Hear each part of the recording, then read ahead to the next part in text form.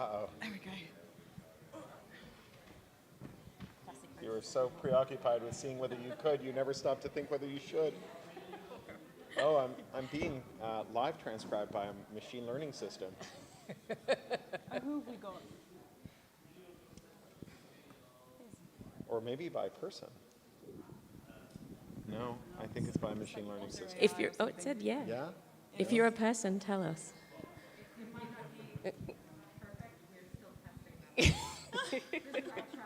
Is it software or is it a human? It's software. Oh, okay. I asked it to tell us if it was a human, and it didn't answer. I'll just do everything in a whisper. I like this. All right. Are we ready? Okay, oh my goodness. Well, thank you so much, everybody, for coming. Welcome to the Radical Book Fair. I was going to say what year of the Radical Book Fair this is, but actually I have no idea. But it's a great year for the Radical Book Fair. We're all back. We're all back together. We are going to have an amazing evening launch event because I have the pleasure of being joined by two truly wonderful people who've written an incredibly interesting and vital book. Chokepoint Capitalism, How Big Tech and Big Content Captured Creative Labor Markets and How We'll Win Them Back. And I am joined by Rebecca Giblin and Cory Doctorow. So please welcome these two wonderful people with me.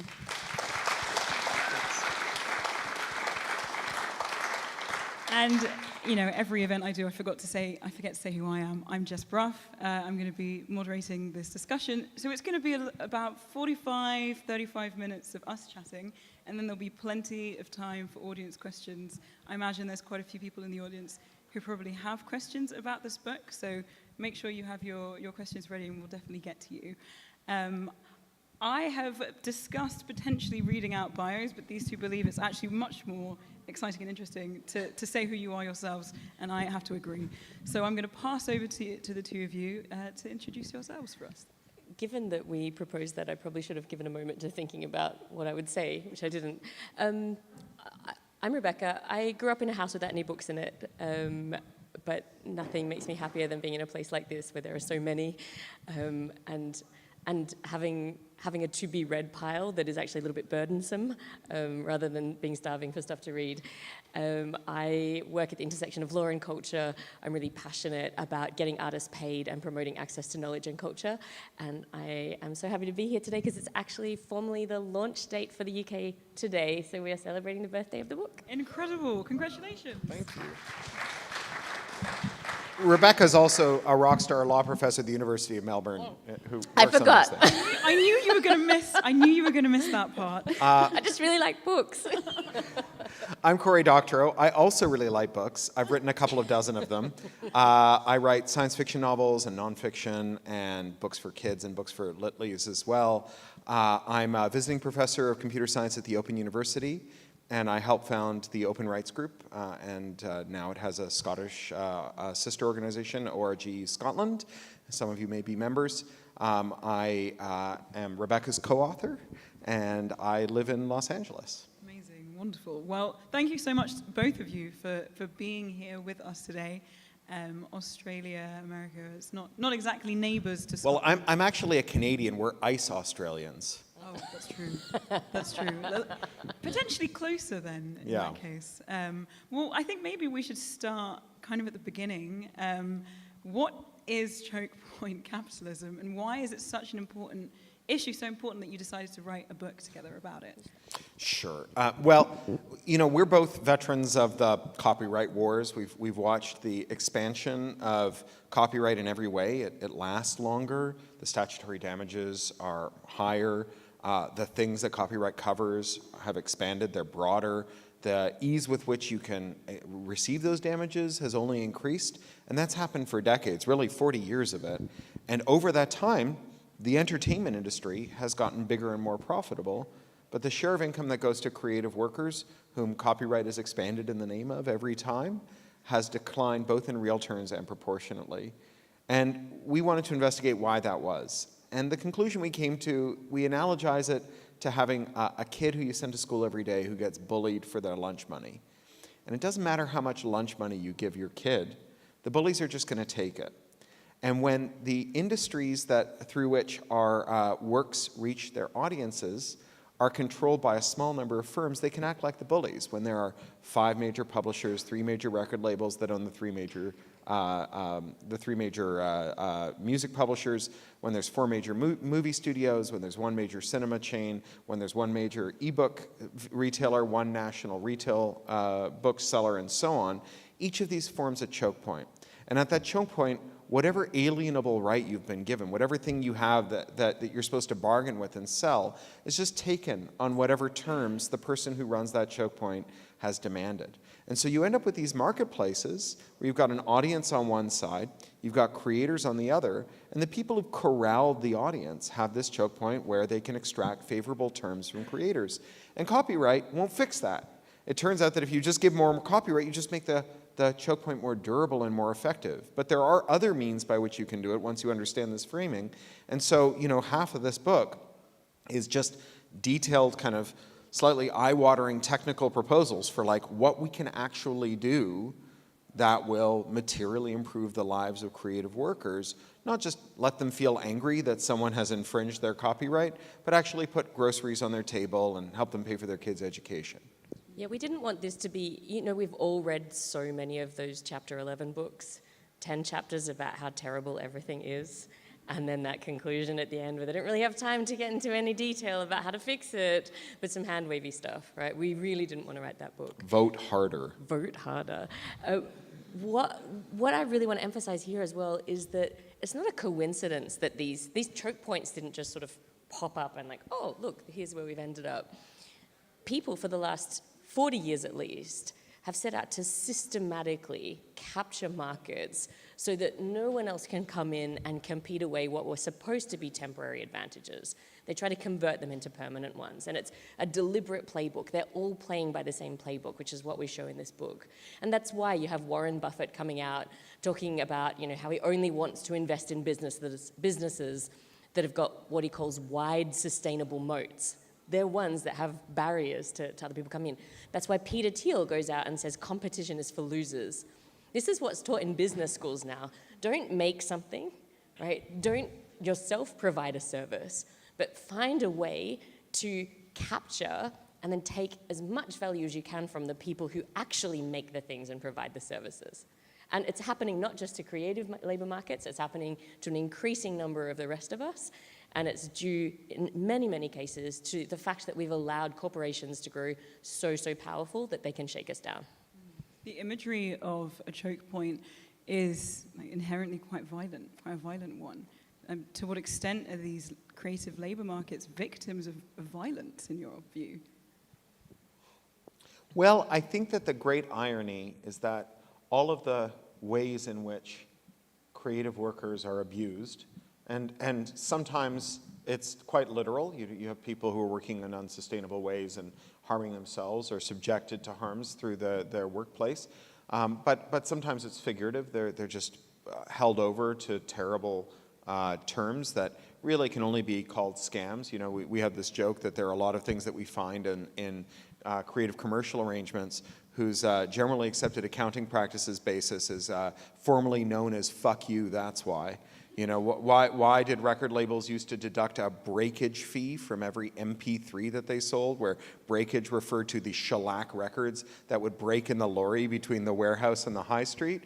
Fuck you, that's why, right? You're little, we're big, sue us, fuck you, that's why. And there's a lot of, when you're in a position to say fuck you, that's why, then whatever sadistic notion comes into the head of the people who have the whip hand can take on the force of law. There's this beloved science fiction writer named Alan Dean Foster. He's an old man now. He's taking care of a wife who's dying of cancer. But among other things, when George Lucas was planning Star Wars and wanted a novelization, he gave an early draft of the script to Foster, who then wrote the novel that had all the cool ideas that he then nicked to put in the final draft of the script. And for years, this book is sold along with many other books that he'd written over the years. And then Disney bought out Lucas, the company that made Star Wars. And they had this incredibly weird idea of what they had done when they bought it. They thought, they claimed that they had bought the assets of Lucas, the right to publish his books, the Alan Dean Foster books, but not the liabilities, that is, the requirement to pay him a royalty, that those had not been purchased. They had been left behind in the sale. So again, the basis for this is, fuck you, that's why. And, you know, is it violence when you are sick and caring for a dying spouse and you can't get paid and you have to spend all your time chasing a giant monolithic company? I don't know. I mean, like, I think that there's a spectrum of violent conduct. It's certainly deeply unpleasant, wildly unethical, something we should strive to eliminate from our society, whether or not we want to call it violence. There's a reason why you focused on creatives and the creative industries. What is it about creators, artists, that make them a specific case and a specific victim of choke points? I think that the creative labor force are the canaries in the coal mine. They're a little bit ahead of the rest of us, and so we can see what is coming for the rest of us. But also, it's a really illuminating set of techniques that the creative industries use to create these choke points. Because it's not that they're all, even though they're using the same playbook, they're not using the same techniques. Right, so we go through and we demonstrate them. So we spend quite a lot of time delving into the recorded music industry. And we start with explaining the abuses of the big three record labels, which still control almost 70% of the global recorded music market. And they own the three music publishers that control almost 60% of the global songwrite market. And then they use those enormous reservoirs of copyrights. Right, so even though they are nowhere near as abusive today in the contracts they sign now as they used to be when they were the only way you could get your music to market. So that, you know, the existence of competition that's arisen from access to the internet and digital technologies has widened those choke points out. But the fact that they still control so many copyrights that they've, you know, very often they bought up very cheaply at fire sale prices from other people who are going out of business. They use those rights to control the future of the industry. And so when we hear about how badly streaming pays and how for many artists it's never going to be any kind of sustainable living, and that there's no transparency, and that the way the money's divided up is really unfair, right? All of these things are true, but what a lot of people don't know is that the streaming markets work that way because the majors designed them that way. The major labels made sure it worked that way, so they put a really heavy thumb on the scale in their own favor. And then deal after deal after deal, they've negotiated in ways that make it harder for independent record labels and easier for themselves. So for example, the majors had a huge tranche of equity in Spotify that they demanded as a cost of giving the initial licenses that Spotify needed to get started. But then on top of that, they negotiated all of these other sweetheart deals. So things like free advertising and huge advances that would never get earned out, that they then didn't have to share with artists at all. And it was only when Spotify's contract with Sony got leaked by The Verge in sort of about 12 years ago now, that artists were able to change that practice. But then another thing they did, right, when they got close to the Spotify IPO, and remember they've got that big tranche of equity, it was in Spotify's interest, but also the label's interest when it came to the value of those shares. They wanted that to really pop, right, when they launched. And their contracts had come up to renewal in terms of what royalties they were going to negotiate. Now, you would think, well, they need to represent their artists, and so Spotify's really over a barrel here. If they're going to have an IPO, they need these contracts. They agreed to a lower royalty rate, right? And thanks to the most favored nation clauses that they've got in their contracts, when all of the independent labels came back to the negotiating table, they found the ceiling was lower for them as well. But they didn't have the equity. They didn't get the equity pop. So again, the deck is just stacked over and over and over again. And then if you look at how they actually distributed that money when they did, and not everyone has, and this is all in the book too, you see, again, they're just constantly feathering their own nests. Every single decision that they make is making themselves better off, their investors better off, and screwing over the artists. Yeah, I mean, one of the things that was really in our minds when we started this book, and you know, in its genesis, we were at a conference together, we gave a presentation together in 2018, we were in a cab and we started talking about this, is just how sick we were of being asked to choose between team tech and team content. That, you know, you had to be on YouTube's side or you had to be on the labels of the studio's side. And that what you saw was that, like, yeah, when YouTube was trying to lure away the headliner acts from the labels, they offered really good deals.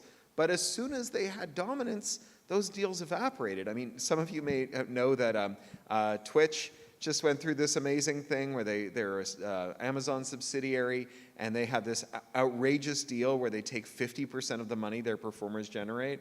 But they had this secret deal where if you're one of their A-listers, they would give you 70%.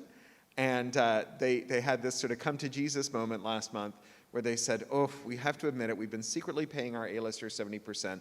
Obviously, that's unfair. We're cutting the A-listers back to 50%.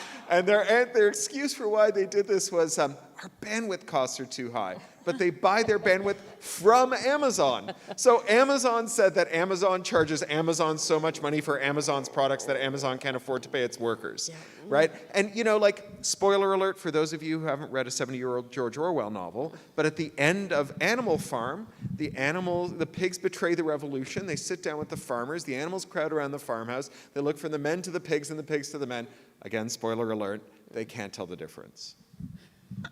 I mean, one thing that I really, really appreciated in this book is you manage to cover so many industries, and in a relatively short book, and yet you finish it feeling like you've got quite a deep sense of the problem for each of the industries that you cover.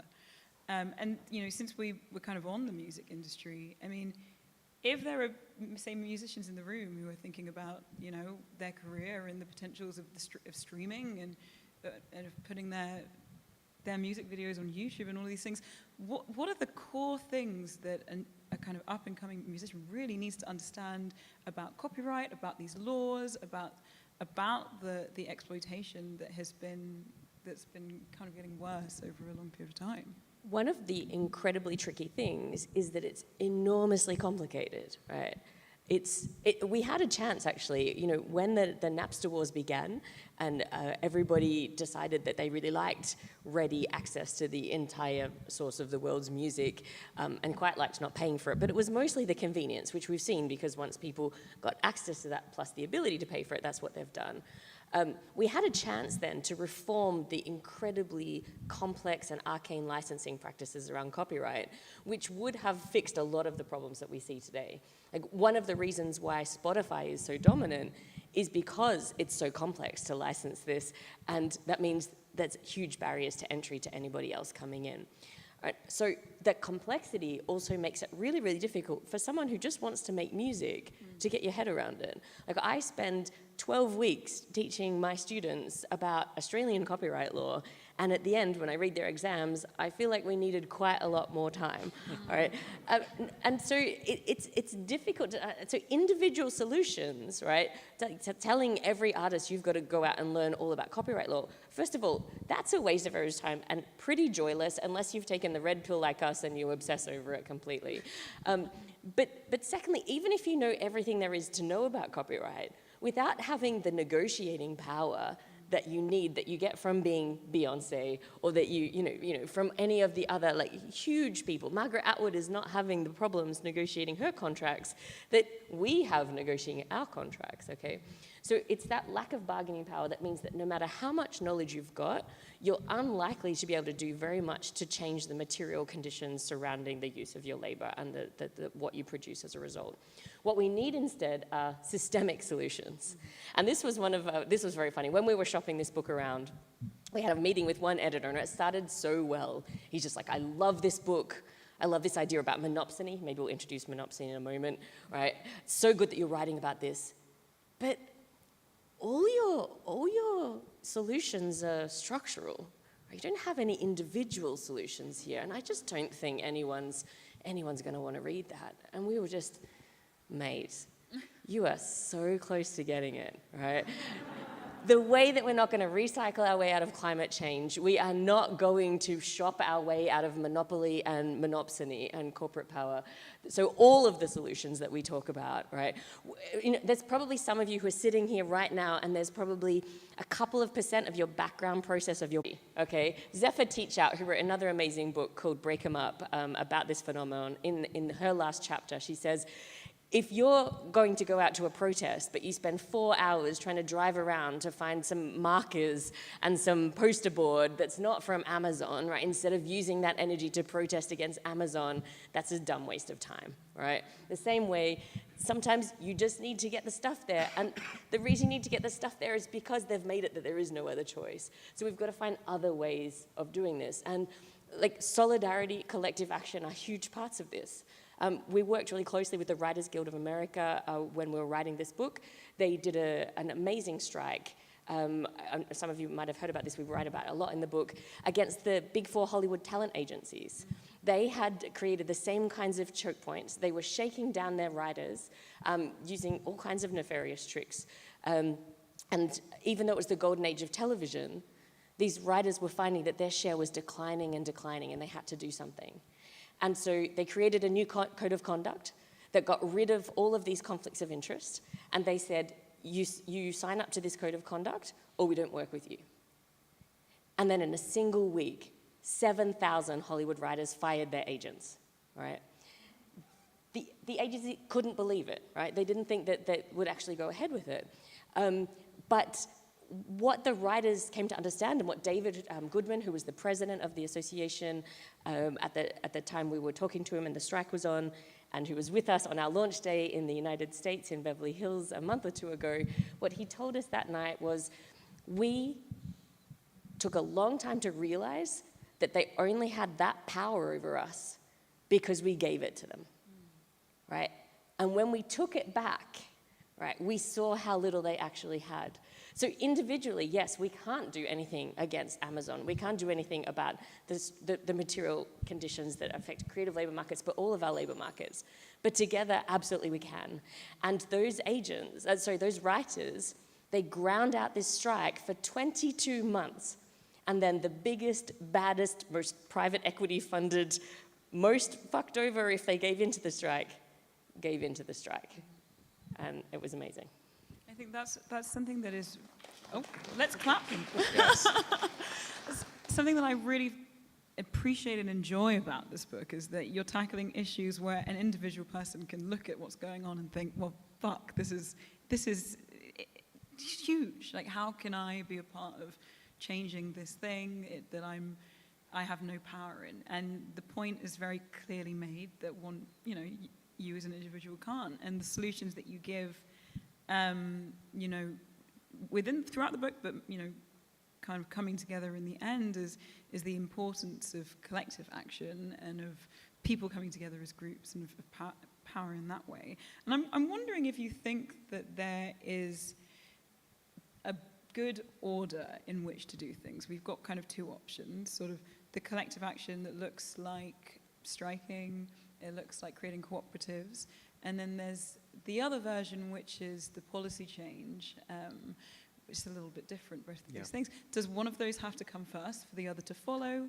What do you think? I think it's iterative. The policy space that's opened up by having a union or a guild means that when Parliament or the European Parliament or regulator is asking questions, you have a credible body who can speak. And one of the things that we do in this book is we steal some ideas from our arch enemies. So Milton Friedman and the other architects of the neoliberal revolution, their theory of change was to have ideas lying around. They said, we've got a bunch of ideas that nobody takes seriously right now, but there will be a crisis in the future, and whatever ideas are lying around might get a look in. And part of what we're doing in this book is saying, look, this is not sustainable. There will be crises on the horizon, and when those crises arise, if there are ideas for technical solutions that can move in to make alterations in the way the system works, rather than scrambling for something, or rather than letting the firms themselves that have caused the problems define what the solution could be, and therefore end up just perpetuating the system and going around and around another time, just like we did in 2008 after the financial crisis and so on, then we've got a chance at this. So some of the stuff in this book is what you might call one weird trick. So if you've got a royalty arrangement, and you make games or movies or music or books, chances are that royalty arrangement has a contract that allows you to audit the financials of the firm that owes you royalties. So if you go and you do that audit, you might find that they owe you money. We cite one firm in the book that has done tens of thousands of audits of record label contracts. And in all of these, the discrepancies that they found in all of them but one, for reasons that we don't understand, all but one redounded to the favor of the record label and not the artist. We assume that they were a victim of some kind of horrible localized probability storm. So if you go out and you find money that has been stolen from you through an accounting trick, and you demand that money back, we have a source who had a six-figure discrepancy in the royalties that they were owed versus the royalties they were paid. So you demand the money back. The label of the studio, the publisher, is apt to say, "You're mistaken. You just don't understand how to read our balance sheets. We don't owe you anything, but we're such good-natured slobs that rather than make you sue us," which obviously you can't afford to do, we are going to offer you a discounted settlement, but you have to sign a non-disclosure deal. Your auditor has to promise not to audit us again. So the next auditor who comes along has to be a different auditor. We talked about this with Trash Future, and Alice from Trash Future said, this is like the forensics team turns up in the murderer's house, and the murderer says, "You can dig anywhere you'd like in my garden, just not that corner." So what this means is that people who've been stolen from in the same way, who've experienced the same wage theft, you can't go out and tell them about it. You can't tell them what the studios or the labels, the publishers are offering. You can't tell them what the accounting tricks are. They have to go discover it for themselves. Now, here's a weird thing about monopolies. They're really concentrated, which means that all of these contracts are consummated in one of 4 American states. California and New York, obviously, Washington State because of some big video game companies and Amazon, and Tennessee because of Nashville. And contract is a creature of state law. State laws are a lot easier to change than federal regulations or laws.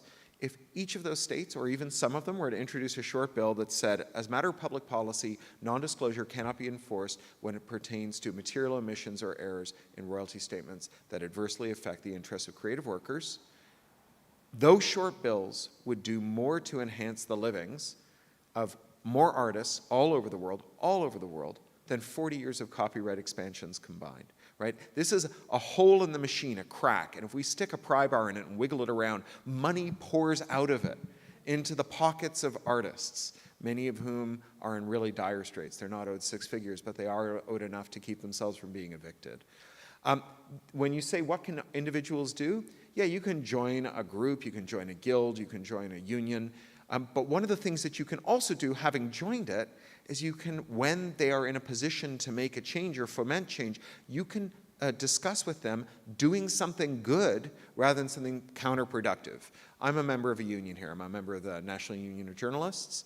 During the copyright directive struggle in 2019 in the European Union, when the giant tech companies and entertainment companies were colluding to make it illegal to run an online platform without an automatic copyright filter. These cost hundreds of millions of dollars and would mean that only the largest American companies would be able to run online content services in Europe.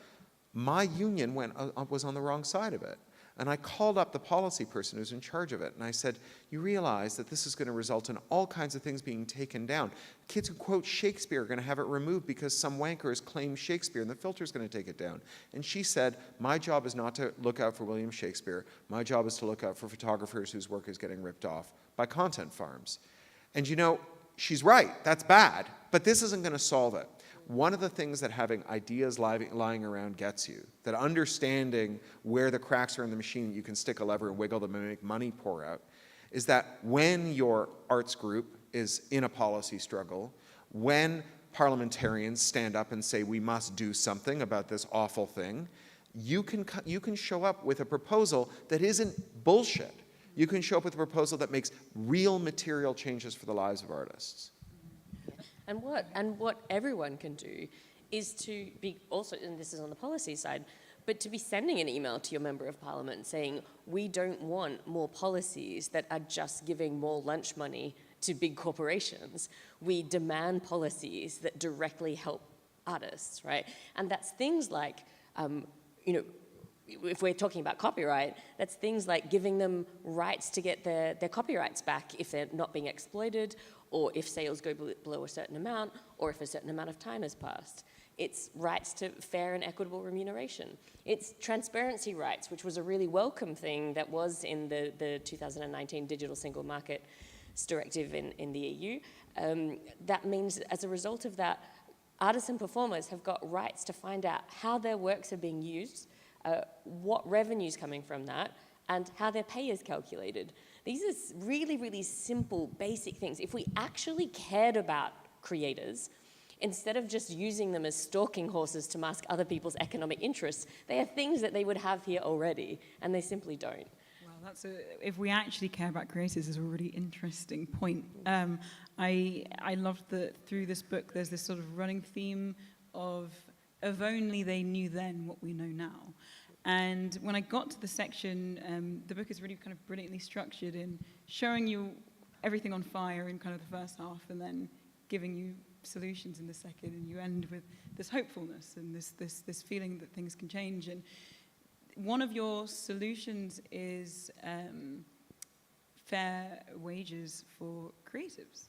And I think maybe the cynic in me wanted to know, also thinking on this line of, what we don't know will be so important to us in the future. An up-and-coming industry now that is impacting creatives is AI art. And I recognize that this is something where the conversation has only kind of been more widespread since you wrote the book. But I'm really interested to know if you have thoughts on how this industry, which is gaining traction, might impact creators as we know them, whether we care about creators or whether we don't. And whether you think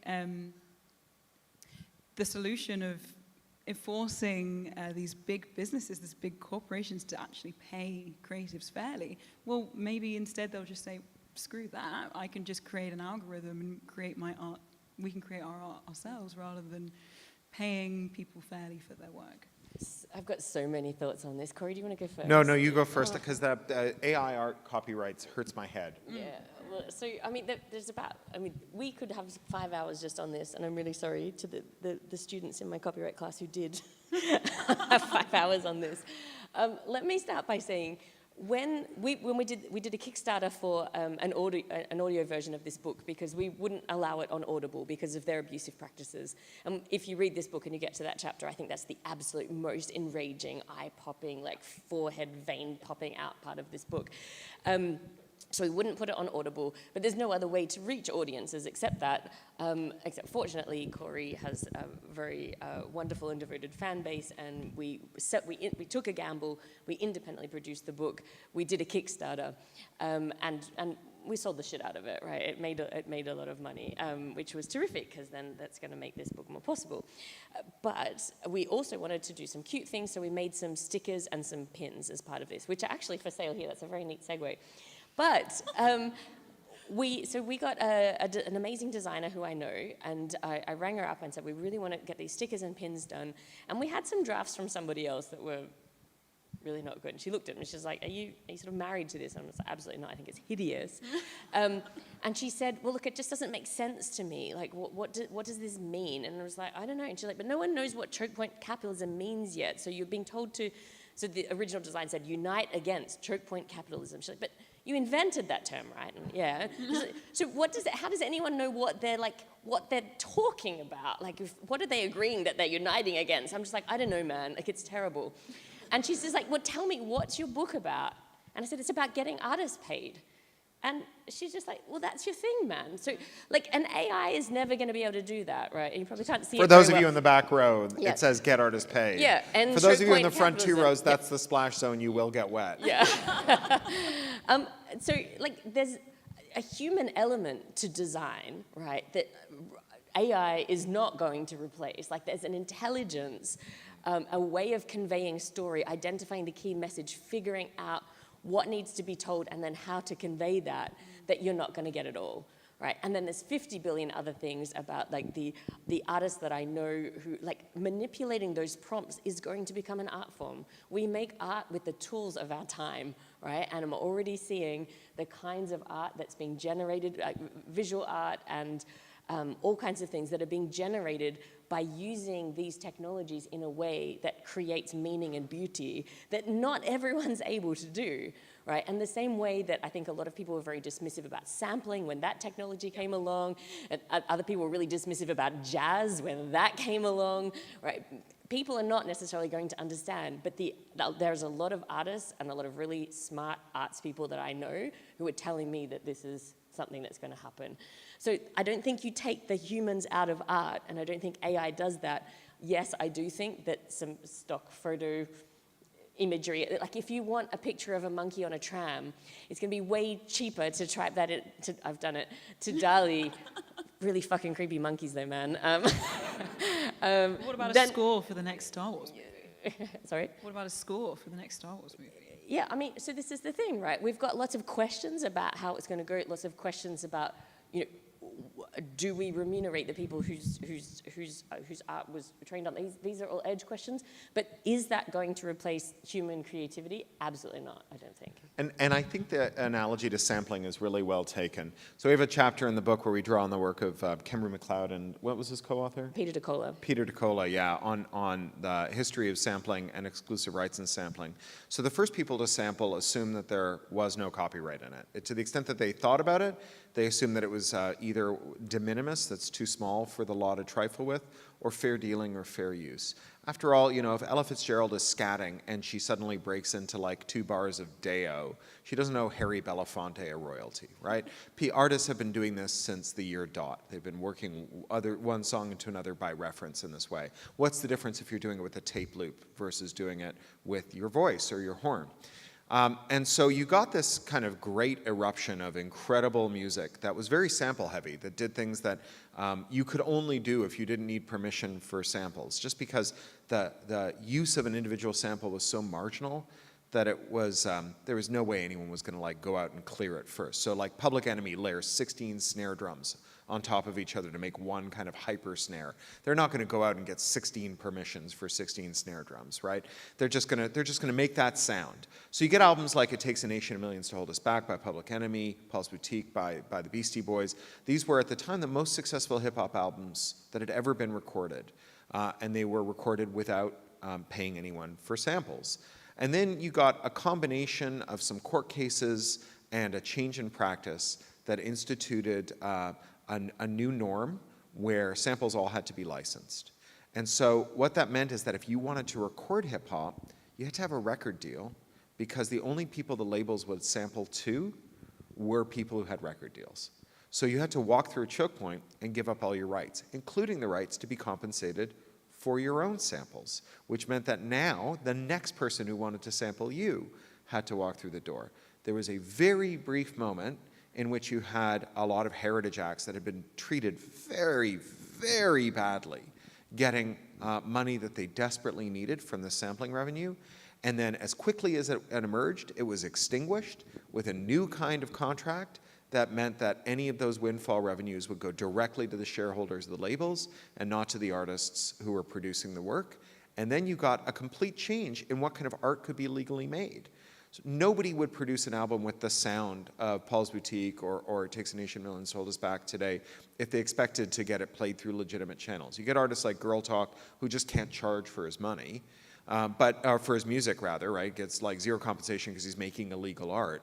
But the artists who are who really want to sell their work and make a living from it, they're sampling 3 tracks in a song, or 5 if they're really deep-pocketed. They're not doing 100 in a song. If one of the things that MacLeod and his colleague show in their book is that if you cleared all the samples on Paul's Boutique or It Takes a Nation of Millions to Hold Us Back, instead of making millions of dollars, they would each lose millions of dollars. They would have had to sell the record for $200 each to clear all the samples. To break even. Yeah. So, you know, today, you have this situation where people who use a computer to analyze existing works, whether that's language or visual images, moving images, or sounds, assume that it's either fair dealing or de minimis. Sounds familiar, right? We have a movement to make them pay all the people who are in the sources of those works. One of the things about that payment structure is it implies the right to say no, which means that the firms that have the most money, that can pay the most, are going to get the corpuses that they can use to train, and the firms that don't have that money, or the cooperatives, the nonprofits, are not going to have it. We should learn the sampling lesson. It doesn't mean no one should get compensated, but there are a lot of ways that we can imagine doing it, like blanket licensing. So when you go to a club and the DJ wants to drop the needle, they don't pick up the phone and call a manager to find out whether that's going to be 10p or 25p. They pay a flat rate, and that lets them play anything in the catalog. Now, the people who manage those flat rates, they're not great a lot of the time. They're really not. They don't pay fairly. They don't look for the artists. They often claim that they can't find obscure artists like Beyonce. Yeah, we've got this money for this woman, Beyonce, and we can't find her, so we're just going to trouser it until she turns up. But we're not going to publish a list of who we can't find, because that might allow unscrupulous people to go out and say, I know where there's some money for you, but I'm not going to tell you unless you give me a share. This is actually a thing that one of the collecting societies did in the 2000s over online royalties. So we should learn some lessons here. We should understand that if the goal of creating a payment structure for training data is to compensate artists, that we should build a system that compensates artists and not merely an exclusive rights system that can become another choke point that can actually make it so that artists themselves make less money. Because of course, when you make a song today that is sampled by a third party, or that you sample a third party in, you have to pay out of your advance to sample that music. And it's another way as well. Like, it's another way that those major labels manage to lock everybody in and then further control the future of music.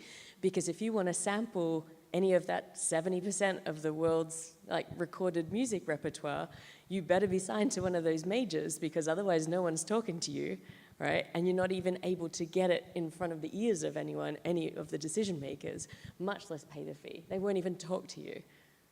Yeah, you already have to walk through the door to have your foot in the door, kind of thing. Yeah, anyone knows the Chance the Rapper song, If One More Label Tries to Stop Me, he's talking about how they just refuse, they get so in his way every time he tries to sample anything, and it is incredibly difficult. There's a reason why there's only one Chance the Rapper. Well, I think what we can kind of take away from this, one of the many messages we can take away from this, is the necessity to protect creators' choices. And this... Or to give them choices. Yeah, right, because they at the don't moment, exist already. So many people don't. Yeah. Jess, can I come back to the monopsony thing? Please do. Look, it's a horrible word, isn't it? And in fact, we're really talking about oligopsony very often. Oligopsonistic. We're talking about firms that behave oligopsonistically. Yeah. Okay, we had this word in there a lot more in the earlier draft, and every reader begged us to take it out, but we still think that we can make it sexy. So we know what monopoly is because we've got a board game for that. But a monopsony, so that's where you've got one seller, they're really powerful. So Amazon is a really powerful seller, over many kinds of consumer markets, including the markets for books, audiobooks, ebooks, yeah? But it's also an incredibly powerful buyer in those same markets. So when it comes to authors and publishers, Amazon is the buyer. And so that's the monopsony part. So we know it's a horrible word, but that's all it means. And that's really what we're talking about. Throughout this book, we're talking about monopsonies in creative industries where you've got a really powerful buyer, whether it's the record labels, the music publishers, the book publishers, whether it's Amazon, YouTube, they're all in that position. We need to understand that monopsony is actually way more dangerous than monopoly, because for one thing, it arises at way lower market concentrations. If you've got less than 5 or 6 buyers in a market, right, then they can exert huge pressure over people. And in nearly all these industries we look at, it's far less than that. And the other reason it's really tricky is that traditional antitrust or competition law remedies that you use for monopoly that don't work very well for that work even less well for monopsony, which is why we talk about, this is not an antitrust book, even though weirdly on Amazon it is the #1 best-selling title in the antitrust category. Who's buying this book on Amazon? People got very confused. Is it on Amazon? Well, I mean, you can't not sell it on Amazon, Jess, although we are not selling That many wasn't a copies. judgmental question. That was But you can't, I mean, it's a choke point for a reason, right? Our publisher already doesn't love that we keep telling people not to buy it on there. But yeah, no, it's on there. But it's not an antitrust book. We talk about the ways that you can widen these choke points out by going after different things, by directly regulating that buyer power, by helping create countervailing power in producers and workers, and by encouraging new entrants into the market, providing all the conditions for that. Well, I hope everybody wrote down those key terms. If not, you're just going to have to buy the book. I'm going to stop talking for a wee bit and open up questions to the floor. Does anybody have? And I have a bonus for the first 4 question answers. We had lunch today with with another collaborator of mine, proud son of Edinburgh, Charlie Strauss, who gave me 4 signed hardcovers from his small flat full of all of the books that he's written that he needs to clear out of our joint novel, Rapture of the Nerds. So first edition signed hardcovers as premiums for the first 4 people who ask questions. Except, wait. I think that's such an attractive deal. We should add some requirements. It has to end with a question mark, no Yes. statements. Yeah. There's no multiple questions, not Yes. just one. And Corey, you've got other. Yeah, long rambling statement followed by what do you think of that is technically a question, but not a good one. Yeah, good. For the first 4 good questions. Yeah, all right. There you go. But you also have to No compliment all 3 of us as you ask your question. So I know I saw hands right at the 1, back, 2, and then we'll come to one of you over this side. Do you mind coming, if you're able, coming forward, because it's not going to go that far. And then you can ask and hand it over to the next person. Yes, thank you very much. Where is the creative and tech version of IWW? Somebody who wants to get into the market, or somebody who, I shouldn't even say that, somebody who wants to create. How do I create without being overpowered by these monopsonies or cartels? I wrote a novel called For the Win, where there's a group called the IWWW, which is the Industrial Workers of the World Wide Web. I don't think it exists yet, but the last chapter of the book, we talk about how these monopoly and monopsony problems are not unique to creators. The most kind of best studied in labor economics monopsony market is in poultry farmers in America. And in fact, monopsonistic labor arrangements are sometimes called chickenization, which refers to the plight of poultry farmers in America. Our friend James Boyle is another Edinburghian, Edinburghois, who runs the Center for the Public Domain with Jennifer Jenkins at Duke University in North Carolina. He says that before the term ecology was coined, it was really hard to know whose side you were on. If you cared about owls and I cared about the ozone layer, how do we know that we're on the same side? Are charismatic nocturnal avians somehow related to the gaseous composition of the upper atmosphere? And if so, what's the connection? The connection was ecology. It turned issues into a movement. And we think that there are people out there who are angry because 2 companies control all the beer. And we think that there are people who are angry out there because Uber is destroying the mobility in their cities. And there are people who are angry because there's 3 giant shipping cartels. And for years, they've been telling regulators to go fuck themselves when they said, if you keep making the ships bigger, your economies of scale are going to tap out when they start getting stuck in the Suez Canal. All of those people think that they're fighting different issues.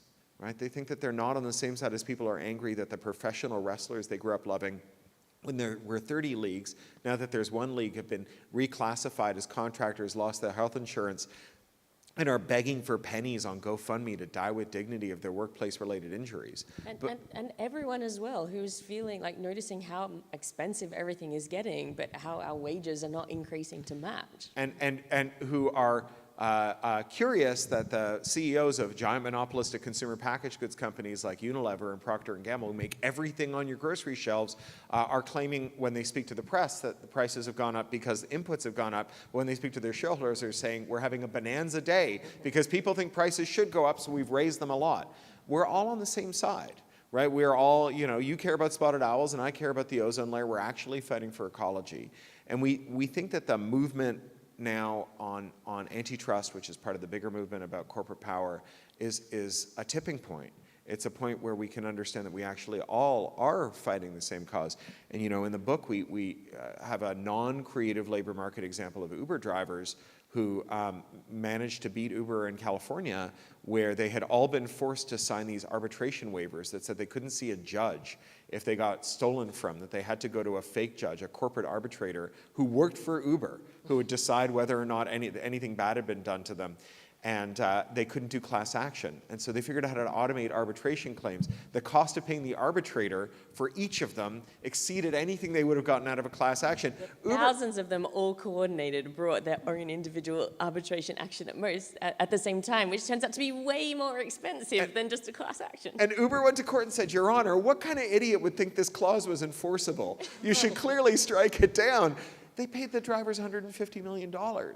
Right? That's the thing that creative laborers can learn from too. You know, we're nowhere near as atomized as Uber drivers. There you go. Thank you very much for your question. You get a Strauss book, and you get a Strauss. We had another one on this side. Oh, there we go. I just want to know if you were aware of any efforts to legislate in this area of AI and, you know, sampling, that whole area of, you know, trying to pay people for the intellectual property that's used to train AIs. Are you aware of anything that's being done in that space?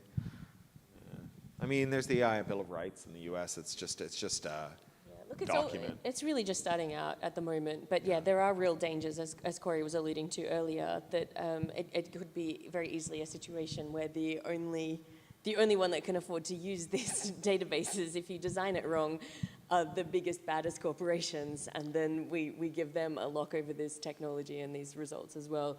So we've got to be really, really careful and really thoughtful. And as Corey was saying before, if what we want is creators to get paid for their contributions of value, let's design a system that does that, not just more bullshit trickle down that never seems to actually trickle down.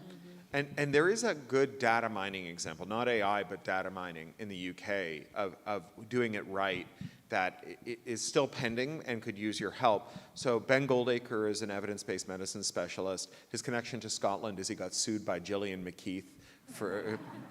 So he used to be the Guardian science critic. He runs these big evidence-based medicine projects, and he just wrote a report for the government on how to ethically look at NHS patient data to glean medical insights. And he proposes a trusted research environment where you have open source free software whose workings are inspectable by anyone and everyone, that is then hosted on infrastructure owned by the NHS. No other third party can see it. It has the patient data, and researchers send queries to the database, which are then vetted by the administrators who make sure that it couldn't leak personally identifying information. That program runs inside the trusted research environment, and its conclusion is returned to the researchers. And so this is, you know, marked contrast to the way that we normally do it. It's a way to keep public goods public and to prevent enclosure, and also to prevent the risks to individuals and populations that arise from gleaning insights from medical data. Ben's a wonderful guy, and the Goldacre report is really important, and it's just one of many approaches. You might have heard that Palantir, Peter Thiel's creepy spy tech company, has a contract with the NHS. You know, we need to be saying, this is an idea lying around. We need to be saying to our parliamentarians, don't do the deal with Peter Thiel. If you want insights from our medical records, you've just paid Ben Goldacre to describe how to do it, and he did a goddamn good job. Let's build what he proposed. Thank you. Do we have more questions in the room? There's one at the back. I'm not going to get all the way to you, I'm afraid, hon. You will try. Get this close. Oh, by the way, if anyone's taken any pictures tonight, could you tweet them to us? Because it would be great to have one to mark launch day. Sure, yeah. Make sure you get the wine in. Okay, so we go home, we read the book, and then what do you believe should be the first few things that we could do to actually widen the choke points to help, you know, the issues that are raised in the book? Creators are getting choked, right? The things that we've been trying to fix it simply aren't working, and in fact, very often are making the problem worse. But we don't have to put up with it, right? And we can change things by widening these choke points out, and we'd better, because otherwise these corporations are coming for the rest of us too. And I think the question was like, what to do about that? And it's, you know, as we Sorry, say, it's a bit hard with the mask sometimes. I thought, what were the... as an individual, there's not much you can do except think of yourself as part of a group and figure out where that group is and then become a part of it. Use the things that the book has helped you to understand to steer the group. So it's not the NUJ saying we're going to spend your dues money lobbying for mandatory copyright filters, and instead saying we're going to take the MEPs who have argued that that's what that we need to help artists, which is true, and we're going to say to them, here is how you do it. Here is a proposal that will do the thing you claim you're trying to do, but will actually, you know, as the signal virtue of actually working, as opposed to your dumb idea, which won't. There's one at the back and one there. You might need to. Hi. So you've been talking about artists specifically, and I was really interested in when someone doesn't consider themselves a creative, but what they have to do is necessarily creative. So Palantir, for example, taking data mining, et cetera, we're seeing a situation where borders are increasingly being managed by AI or by technology. But someone has to design that, and they have to do a creative job in order to design that. And yet the ethics of that very rarely are considered. So I was wondering how you, in this situation, would convince someone or think of how to consider themselves a creative with all the ethical implications of what it means to police borders. You know, I don't know that that is the right frame, although I think the problem is real, and it's one I've spent a lot of time paying attention to. My last novel, Attack Surface, is about moral awakenings among technical people. I call them early stage Oppenheimers, you know, for Robert Oppenheimer, who designed the bomb and then as the first one was going off regretted it and started quoting the Bhagavad Gita for reasons known best to himself. I think that what makes creators distinctive, in addition to the drive to create, which I think is innate and makes us exploitable, not uniquely. I think there are lots of caring workers who are also very exploitable, who show up for work even when you abuse them because they care about the people they care for. But I think the thing that really just defines us is we have copyright. And copyright is like posed as a means of liberating us and ends up being a means of making the choke points tighter. And so it's a place where like specifically creators can intervene to say like, that's not the thing, stop helping. You're not helping, stop helping. Do this instead. Yeah. Help differently. Help different, as they say in the Apple ads. But the thing that I think is that I say to tech workers when I try to reach them, and I don't know what my track record is, it's spotty. I certainly haven't fomented, after 20 years, I haven't fomented a tech worker uprising or anything, is I start from the assumption that if you love tech, that if you work in tech, it's because you love it. And if you love it, it's because sometime in your life you sat down in front of a computer and you had an insight that lets you make it do something, and suddenly you, maybe as a kid, doesn't have a lot of social power and not a lot of power over your life, suddenly you had some power, you had some control, and you were thrilled by it. And that this became the basis of a lifelong love affair that made you someone who spent every hour that you were awake trying to figure out how to make computers do amazing things. And that so much of what people who work at Palantir or these other firms do is taking away the possibility of someone else having that experience. And so I try to connect to them that way. Again, I don't know that it works with everybody. And I confess that this is one of those areas where I don't understand it. I understand what we're supposed to think is happening, which is they're living off in abstract engineering land. And so the human cost isn't being brought to mind. Maybe that's true. Maybe there's a big paycheck that makes it easier to do it. I just don't know. I have a hard time putting myself in their shoes. I mean, I wrote a whole book to try and put myself in the shoes of someone who is like that. But I had to make her have a come to Jesus moment because I couldn't imagine just sustaining it. So, yeah. Attack Surface is an amazing book, by That's the way. very kind I'm of not you. saying it just because he's sitting right here. Yeah. Thank you. Last question here. Yeah. Very hard question to follow, actually. My question was just about like the writing process. I guess you mentioned that the conversation that kind of sparked this whole idea happened in 2018. Obviously, there's been a lot of very rapid shuffling around with a lot of these bigger corporations in the last We few noticed. years. I mean, how did that like change anything for you guys as you were writing the book, or was it more kind of like, okay, this is really important now, you know, like? Well, I mean, this was a story that we really had to tell, right? We were so passionate about it, and then when the world ended, my whole year's research was cancelled because it was going to be fieldwork in New York, and I sat down and I was like, well, this is the story I so want to tell, and I was maybe 3 weeks in, and it was exhilarating, but just so frustrating because I was just arguing with myself. And I was thinking, this would be so much better if Cory Doctorow wrote this book with me. And that's actually a thing you can do. You can just email him and ask him to write a book with you, and he'll say yes. Don't do that. So you didn't have a working relationship before then? No, I mean, We're colleagues and friends, but yeah, no. we like, we'd hung out a little bit. Cory had blogged about some of my research. We had that event together in Melbourne, but no, we were not on book writing together terms. But yeah, no, sometimes it's just, and like probably all of us in this room have had that moment where there is a story that you have got to get out, and it is way more uncomfortable not to tell it than to tell it, even though telling it is going to be the hardest thing you've ever done. This was a very, very difficult book to write. We covered so many industries. We were locked in our houses. Everything was very stressful. And yeah, things were changing really fast. But ultimately, what we realized was that the playbook wasn't changing, right? And that everyone had the same one. And we made a diagram for it in the book. At this, it's in the first few pages. You can see what's going on. So yeah, it just had to happen. And I think the unfolding events, far from being kind of demoralizing, like, oh, this is all going to have happened by the time we've written the book, was just very validating. A lot of the stuff we were writing about was kind of latent, and it became very pointed and revealed. The contradictions were sharpened as the years went by.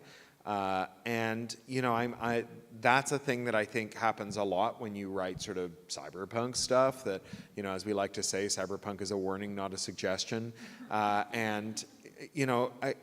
People sometimes characterize science fiction writers as prognosticators, which I find just awful. First of all, anyone who ever claimed they could predict the future was lying to themselves or to everyone else, right? But also, if we could predict the future, then there would be no point in any of us getting out of bed because the future would be foreordained, right? The future changes based on what we do. And science fiction writers tend to, what William Gibson calls predict the present, right? They take some event that is happening out there in the world that is lost in the noise, and they build a kind of toy world in a bottle where that's far more important. And then, a few years later, it continues to be important because we never fix anything. And if you don't fix things, they get worse. And people go, look at how predictive you were, and all you're doing is just writing about the scandal that everybody forgot about. I started writing Little Brother, which is a book about leakers and mass surveillance, when an AT&T technician walked into the Electronic Frontier Foundation's offices in San Francisco on Shotwell Street. I forgot to mention my bio. I've been working with Electronic Frontier Foundation for 20 years now. So he walked into our offices on Shotwell Street with this grubby photocopied folder full of papers, and he said, I'm an AT&T engineer. I just retired. My boss made me build a secret room at the Folsom Street switching station. We put a beam splitter in the fiber optic line, and we made a copy of everything that traversed the internet for the NSA, right? That broke in 2006. We sued the US government in 2006, right? It was on the front page of the New York Times, the front page of the Guardian, front page of the Times of London, front page of every newspaper in the world. It was a huge revelation. In fact, that lawsuit was only just killed this year. The courts finally gave in to the government and said we couldn't proceed. I wrote Little Brother. It came out in 2008. In 2013, Ed Snowden came in out of the cold and revealed that this program was still going on and it had gotten worse. And people were like, Cory Doctorow, you predicted Edward Snowden. And I was like, no, I wrote about Mark Klein, who was one of the people who inspired Ed Snowden to come and tell us what was going on. Right? So it's just that and I don't blame people for having forgotten what was on the front page in 2006 in the New York Times. Life comes at you fast. But a lot of the reason this seems so salient now is because it was already happening when we started writing about it. I think it was Nnedi Okorafor who recently spoke about the dangers of only seeing the future through a dystopic lens. And I think this book does a really great job of showing us very clearly where the issues are, what the issues are, but then giving us a window into some of the solutions to help us fix things, essentially, or come together and understand them better. So, it's been an incredible discussion. Thank you so much, the two of you, for your various generous responses. Thank you for the audience questions. Thank you for your amazing moderation. Thank you so much, and thank you for coming out. Thank you. And thanks to the Radical Book Fair and Lighthouse Books. Do buy the book, get the book signed. We will see you yonder. If the 4 people who ask questions can come to the side of the stage, I will distribute your books to you. Just so you know, the till is over there and the books are there. The signing queue will be down this side, and the